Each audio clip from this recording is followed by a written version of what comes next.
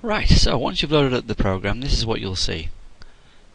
A few bits and pieces over here, a few bits and pieces over here, not a lot in the middle.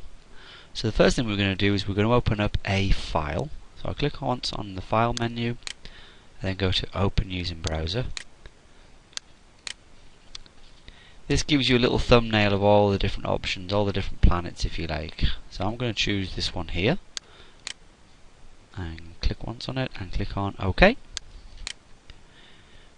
And there we have it. So now we can see some stuff. In the distance there, they've got these two big moons. Here we've got a bit of landscape. So probably what you want to do is you want to probably have a little shuffle around and see what's going on. So as you hover your mouse over this one here called Jog Nav, you get this little display coming up. This option here allows you to zoom in and zoom out. This one here lets you change your altitude to be higher or lower. Clicking on this one with the left button allows you to move your point of view around, and then using the arrows you can move around like so. Now if you hold down with your right mouse button, you can change the perspective without changing the ratio. So you can experiment a little bit with that. Move around. And that, at the face of it, is pretty much what you do. Zoom around and try and find something that you think might be quite interesting. Let's have a look. This is where I spend ages. Right, I think. Let's go down here. That looks alright. Okay, we've got a bit of a mountain going on there. So what I did was I double clicked inside there, and what that does is it changes your point of view to be centered. Because as you're moving around, it changes the perspective. Double click, sets it right again. Now I'm thinking maybe that's a little bit dark. So if I click on this button over here, I can change the time of day, and I can change the time of year. So I just rotate these dials. Bit dark. Looks a bit better. Let's go for that with the sun coming through the middle. Nah, that looks rubbish. So you can mess around with these quite a bit. Try and find the right colour scheme that you like. Once you're happy with that, you're then pretty much done. Over here we've got the option to render. Now if I just click on that, it will render it quite quickly because it will be on the default setting. Let me just move the render window into the middle. And you can see there it's rendering it quite quickly. Different planets will render very, very differently. Some will take a long time, some will be very, very short. Now that's quite quick, but the quality is very, very bad. So close that picture. Next to the render button, I've got this drop down area here. Now it comes with some presets: medium, normal, high and maximum. I generally find there's not a lot of difference between high and maximum other than the time it takes to do it. So if I selected normal and clicked on render again, and then move the render window into the middle so we can see what's going on. See, it's taking a bit longer, but you can see the quality is getting better. So what I generally do is I keep it on normal until I'm ready for the final product, and then I click on high. Now at the moment that's rendering it at this size. You can see there it says scale 100%.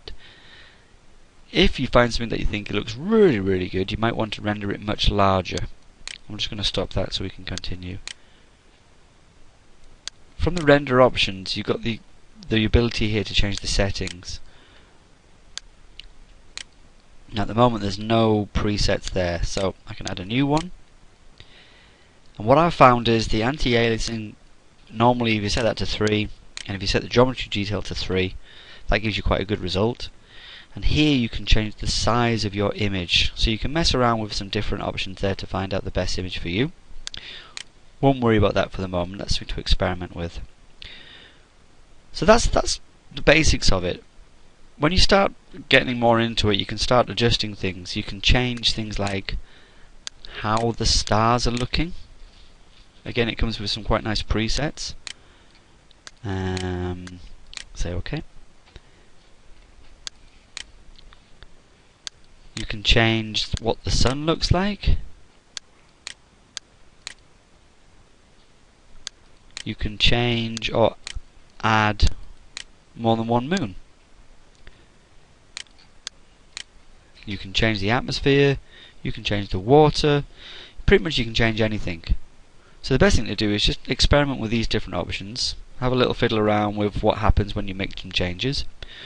You might find that you've got your own 3D models. You can import them using this teapot. Don't know why it's a teapot.